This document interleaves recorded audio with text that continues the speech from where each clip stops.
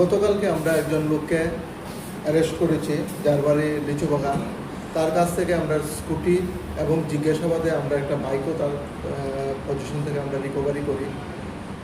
তাদের যাকে আমরা অ্যারেস্ট করেছি তাকে 15/2026 কেস কানেকশনে আজকে আমরা পুলিশ রিমান্ড চেয়ে করে প্রদান করব। এই ঘটনার সঙ্গে বাইক লিফটিংয়ের সঙ্গে আগরতলা সহ কুনাবন, বিশালগড় বিভিন্ন একটা গ্যাং আছে, যার মধ্যে আগেও আমরা এই কেস কানেকশনে আমরা 6 জনকে অ্যারেস্ট করতে সক্ষম হয়েছি এবং বর্তমানে তারা এখন জেলে আছে।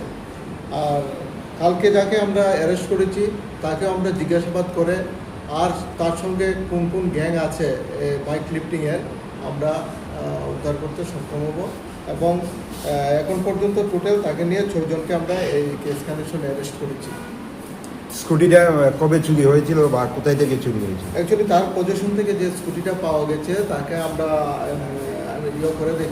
করে দেখলাম, নাম্বার স্ক্রিন রিপোর্ট এনে দেখেছি যে স্কুটিটি যার নামে আছে তার বাড়ি হলো এয়ারপোর্টে একটা অ্যাড্রেসে, কিন্তু কালকে আমরা তাকে আইডেন্টিফিকেশন করতে পারিনি। কিন্তু তাকে জিজ্ঞাসাবাদে সে বলল যে স্কুটিটি তার মামা, কিন্তু নাম অনুযায়ী এবং তার নাম যাকে অ্যারেস্ট করেছি তার নাম অনুযায়ী এবং স্কুটির মালিকের নাম অনুযায়ী এই ধরনের কোনো তার কথার মধ্যে যুক্তিগত আমরা পাইনি।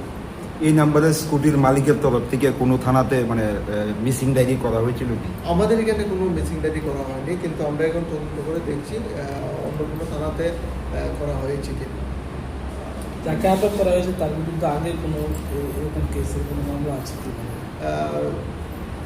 এই কেস কানেকশনে প্রথম যে 5 জনকে অ্যারেস্ট করা হয়েছিল তাদের জিজ্ঞাসাবাদে যে তারা এই গ্যাংয়ের সঙ্গে অ্যাসোসিয়েট হিসাবে আমরা পেয়েছি তাদের ইন্টারোগেশন রিপোর্টে, এবং কালকে এই তথ্যের ভিত্তিতে তাকে আমরা অ্যারেস্ট করেছি এবং তার পজিশন থেকে একটা বাইক এবং একটা স্কুটি আমরা উদ্ধার করতে সক্ষম হয়েছি।